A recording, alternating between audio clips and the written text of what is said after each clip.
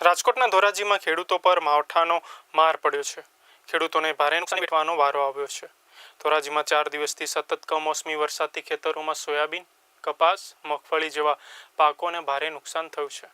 ધિરાણ અને વ્યાજી નાણાંનો વ્યવહાર કરીને મોંઘા ભાવના બિયારણો અને જંતુનાશક દવાઓ છંટકાવ કરી પાકોનું વાવેતર કરવામાં આવ્યું હતું. ત્યારે કુદરતી આફતથી ઘેરાયેલ ખેડૂતો હવે નવું વાવેતર કરવું કે નહીં અને વાવેતર કરવા માટેના નાણાં પણ રહ્યા નથી.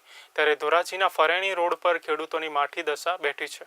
સરકાર ખેડૂતોને સહાય ચૂકવવામાં આવે તેવી માંગ કરી રહી છે. ત્યારે આ મામલે ધોરાજી ઉપલેટા ધારાસભ્યએ સતત કમોસમી વરસાદને લઈ મુખ્યમંત્રી અને કૃષિમંત્રી સાથે ટેલિફોનિક વાતચીત કરી ખેડૂતોને નુકસાન માટે યોગ્ય વળતર મળે, સહાય મળે તેવી રજૂઆત કરવામાં આવી. જ્યારે ખેતીવાડી અધિકારી તૃપ્તિ પટેલે જણાવ્યું કે વરસાદને લઈને સર્વેની કામગીરી શરૂ કરવામાં આવી છે, જેનો રિપોર્ટ સરકારને મોકલવામાં આવશે.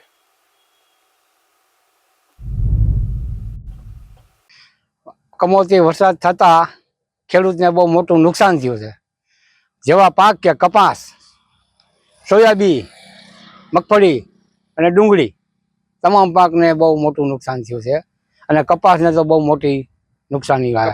4 માલ કમ્પ્લીટ હતો અને માલ બગડી ગયો. બરોબર.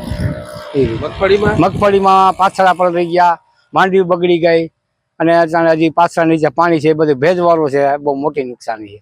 મગફળી પાલો ઘાસચારો બધો ફેલ થઈ ગયો. સોયાબીનમાં પાછળ હતા તે જે સિંગું પચકી ગઈ અને બહુ મોટું નુકસાન છે. અત્યારે કમોસમનો 4-5 દિવસથી આ વરસાદ આવે 12 વીઘાના સોયાબીન અત્યારે હાવ પલરી અને ખાક થઈ ગયા છે. અત્યારે 2 મણે હાથમાં આવે એમ નથી, ખર્ચા ફૂલ થઈ ગયા છે.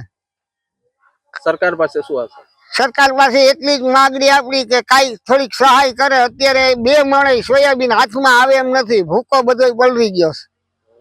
કેવી નુકસાની છે? નુકસાની અત્યારે આમ ગણો તો 100% છે, પણ 20% હાથમાં આવે એમ છે.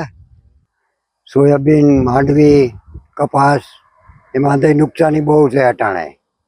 કેના કારણે? કમોસમી વરસાદના કારણે. પછી હવે તાત્કાલિક સરકાર કહે છે કે અમે દેવું, કાંઈ દેતું નથી કોઈ. તાત્કાલિક સર્વે કરો અને તો જ આ રવિ પાકનું વાવેતર થાય.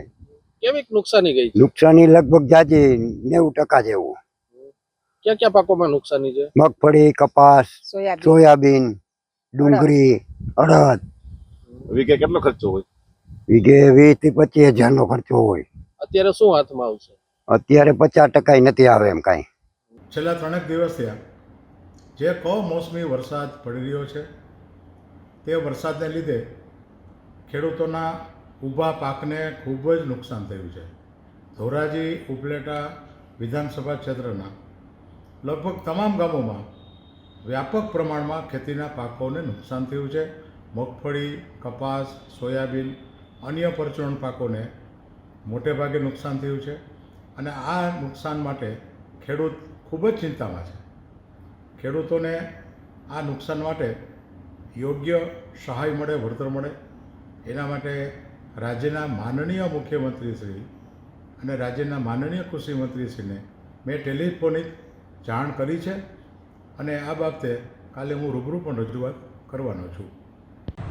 ના, હાલ તો કોઈ અત્યારે રિપોર્ટિંગ ચાલુ છે માવઠાના કારણે, અને ખેડૂતોને ખાસ અપીલ કે એ લોકોનો જે પાક હોય એને વ્યવસ્થિત જગ્યાએ શિફ્ટ કરી દે અને ધ્યાન રાખે.